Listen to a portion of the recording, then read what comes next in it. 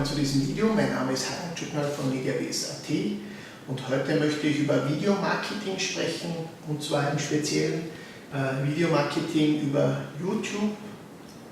Wieso YouTube? YouTube ist die zweitgrößte Suchmaschine weltweit und ist von Google vor einiger Zeit aufgekauft worden. Das heißt, die zwei gehören mittlerweile zusammen und es ist ein irrsinniges Suchvolumen, das Sie ausnutzen können, wenn Sie Videocontent zur Verfügung stellen. Warum sollte man Videos produzieren oder warum sind Videos besser wie Text? Natürlich sollten Sie weiterhin Ihre hochqualitativen Texte produzieren und diese auf Ihrer Website veröffentlichen. Aber was hat Video für Vorteile gegenüber Text? Hier muss man ganz klar sagen, dass sich Video viel besser und einfacher viral verbreitet. Also man kann es viel besser und einfacher teilen online. Die Leute schauen sich viel lieber an. Es ist nicht so anstrengend für die User. Sie brauchen sich nur das Video anschauen und sie brauchen nicht den ganzen Text durchzulesen. Und ein weiterer Vorteil, wenn Sie ein Video aufnehmen, ist ja immer auch gleich das Audio dabei. Das heißt, Sie schlagen hier zwei Fliegen auf einen Schlag. Sie können einmal das Video auf die ganzen Videoportale hochladen. Sie können das Video in Ihre Blogposts einbinden, auf anderen Seiten einbinden und Sie können gleichzeitig das Audio extrahieren, also nur die Audiospur verwenden, diese Audiospur zum Beispiel an YouTube senden per Feed, also so dass auch im iTunes Store zum Beispiel Ihr Podcast verfügbar ist, und es gibt viele andere Podcast-Portale, wo Sie zusätzlich Ihren Podcast einstellen können, und so erweitern Sie natürlich enorm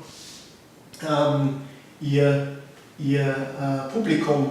Sie haben dann nicht nur Text auf Ihrem eigenen Blog, sondern Sie gehen jetzt mehr oder weniger mit diesem Schritt in die Öffentlichkeit, veröffentlichen Ihre Videos auf Videoportalen. Hier im Speziellen sprechen wir über YouTube, und auch zum Beispiel iTunes und andere Portale sind hier interessant. Auch bei iTunes kann man Videocasts einstellen, das heißt, man sieht dann in einem kleinen Pop-up-Fenster das Video. Es ist also hier nicht nur möglich, Audio einzustellen, sondern auch Video. Was ist wichtig für den Start, wenn man sich überlegt, sowas zu machen, also ein Video zu produzieren? Man sollte mal darauf achten, dass man die richtige Nische auswählt. Das heißt, das ist wie in anderen Teilen der Suchmaschinenoptimierung oder in anderen Teilen des Marketings, dass man schauen sollte, dass man jetzt nicht eine Nische oder eine Branche aussucht, die schon keinen Platz mehr bietet, wo schon so viele Leute aktiv sind, dass es sehr schwer werden könnte für einen. Also hier schauen, die Nische sich anschauen. Wichtig, es sollte natürlich, es sollte einen interessieren, man sollte kompetent in diesem Thema sein. Dann sich anschauen, über das Suchvolumen kann man machen mit dem Google Keyword Tool zum Beispiel. Es gibt aber auch, das wissen nur die wenigsten Leute, von YouTube ein Keyword Tool, wo man genau suchen kann, was eben in der YouTube-Suche populär ist. Hier sich, wie gesagt, das ist wichtig als Ausgangspunkt, eine Nische suchen, die vom Suchvolumen her interessant ist und auch die Ihre Interessen vertritt. Also irgendwas, wo Sie auch was dazu zu sagen haben. Was natürlich auch wichtig ist, Sie sollten die dementsprechende Zeit haben, um regelmäßig Videos zu produzieren. Was ist das Ziel dieser ganzen Videoproduktion? Das Ziel ist mehr oder weniger, also wenn Sie sich entschieden haben, ein Video zu produzieren, ist es das Ziel, qualitative Videos in kurzer Zeit zu erstellen. Das heißt, je weniger Zeit Sie für ein Video brauchen, umso besser ist es für Sie im Endeffekt, da Sie hier einen enormen Vorteil gegenüber der Konkurrenz haben. Denn wenn Sie es zum Beispiel schaffen, 2-3 Mal in der Woche ein Video zu produzieren in einem bestimmten Marktsegment, dann hilft Ihnen das im Ranking, da Google die Videos anzeigt in den Suchergebnissen. und mit der Zeit werden Sie sozusagen die Nummer 1 dann in Ihrer Nische, weil Sie kontinuierlich neue Videos publizieren. Hier ist es nicht so wichtig, also Bildqualität, Sie können hier durchaus einen Camcorder verwenden oder auch das mit dem iPhone, mit dem iPad produzieren. Es sollte hier nur so sein, dass es braucht jetzt keine Hollywood-Produktion sein, sondern es sollte einfach so sein, dass es für den Zuschauer nicht unangenehm ist, also ein halbwegs schönes Bild. Beim Ton ist es schon etwas kritischer. Wenn Sie jetzt irrsinnig viel Rauschen und eine sehr schlechte Tonqualität haben, ist es sehr viel wahrscheinlicher, dass die User dann ihr Video abdrehen oder sich ihre Tonspur als Podcast nicht anhören. So, wie könnte so ein Ablauf ausschauen einer Produktion, einer Videoproduktion? Zuerst einmal muss natürlich da sein eine Idee. Also überlegen Sie sich, über was für einen Teilbereich Sie ein Video machen möchten. Dann das Setup, also wenn Sie die ganzen Geräte schon besorgt haben, wenn Sie einen Camcorder haben, wenn Sie ein bisschen ein besseres Licht vielleicht haben, sodass Sie Ihre Video aufnehmen können. Also das Setup machen, das ist zum Beispiel hier das Whiteboard mit den neuesten Informationen füllen oder sich eben darauf vorzubereiten, dass dann das Video gemacht werden kann. Dann kommt die Aufnahme, das was Sie jetzt gerade machen zum Beispiel. Nach der Aufnahme sollte das Video geschnitten werden, das heißt, dass Sie einfach den Vorderteil und den hinteren Teil des Videos dann wegschneiden, also alles, was Sie nicht zeigen wollen, oder wenn Sie das Video in mehreren Phasen drehen, müssen Sie vielleicht irgendwelche Dinge zusammenschneiden.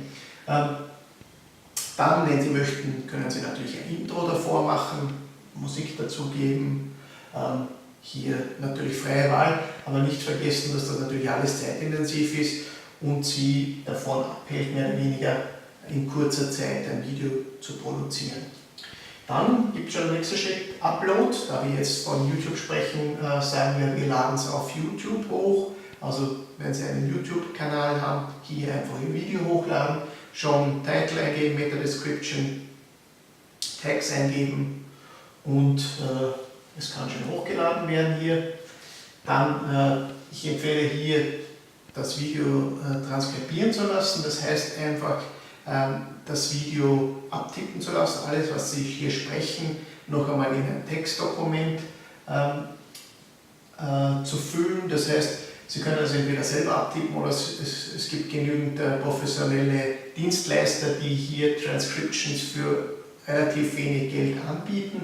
Hier haben Sie den Vorteil, dass YouTube ja oder generell die Suchmaschinen große Probleme damit haben, festzustellen, um was es denn in einem Video geht. Das heißt, Sie helfen hier enorm weiter. Sie helfen hier sowohl YouTube als auch zum Beispiel Google weiter zu erkennen, um was es denn überhaupt in diesem Video geht.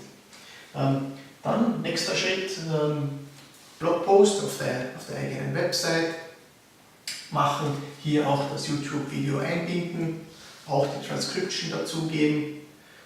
Hier hätte ich jetzt weniger Angst, dass es Duplicate Content ist. Hier ist die Transcription nur hinterlegt, das heißt, man kann in seinen YouTube-Kanal einsteigen, die Transcription dann im Hintergrund reinladen und YouTube versucht dann die Transcription selbst zuzuordnen, also versucht der Stimme zu folgen und die richtigen Teile der Transcription hier anzuzeigen. Also hier würde ich nicht davon ausgehen, dass das als Duplicate Content gewertet wird, da es ja im Hintergrund des Videos liegt. Also im Blogpost auch rein die Transcription. Besser wäre es natürlich, wenn man hier noch einmal wirklich das schön formatiert oder vielleicht wirklich nochmal rund um das Thema relevante Links und alles setzt, vielleicht ein paar Bilder dazu. Das kostet aber natürlich sehr viel Zeit. Dann nächster Schritt, iTunes, auf iTunes raufladen, die ganze Geschichte. Idealerweise haben Sie hier, wenn Sie WordPress verwenden, gibt es ein Plugin, ein Podcast-Plugin, das automatisch Ihren Feed aktualisiert. Also den Feed, den Sie bei iTunes hinterlegen können, dann haben Sie dann permanent alles, was Sie auf Ihren Blog eingestellt haben, alle Podcasts, alle Videos, haben Sie dann automatisch im iTunes-Channel und sind auch so verfügbar. Also hier die Podcasts und auch die Videocasts einstellen. Dann gibt es noch andere Podcast-Portale oder RSS-Portale, wo Sie das dann übermitteln können. Also auch hier schauen, dass Sie ein bisschen Ihr Video verbreiten.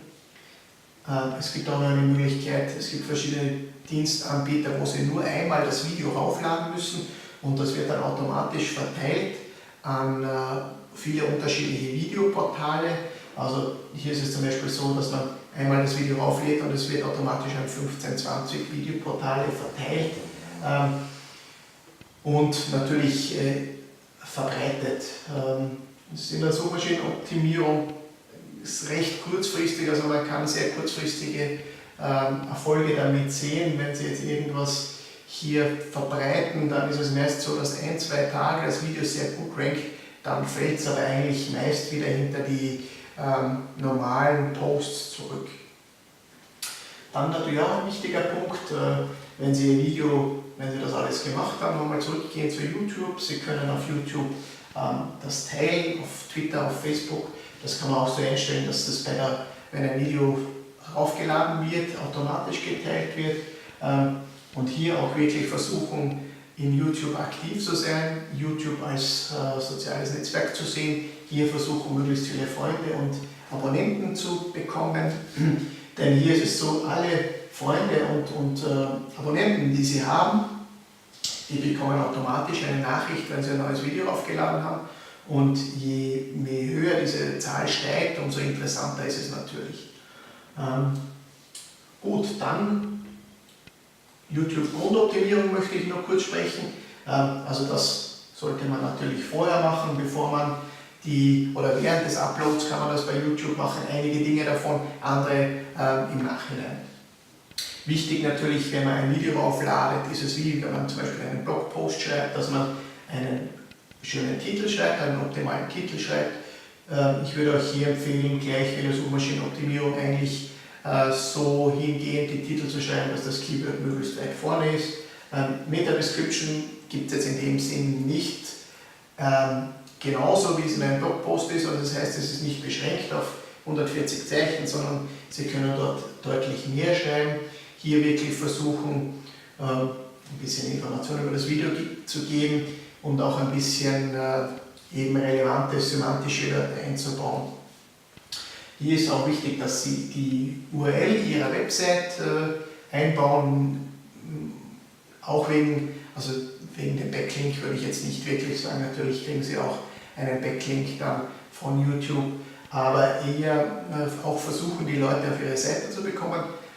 Und hier würde ich sogar so weit gehen, dass man versucht, die Leute eine eigene Landingpage vielleicht zu machen für Leute, die von YouTube kommen.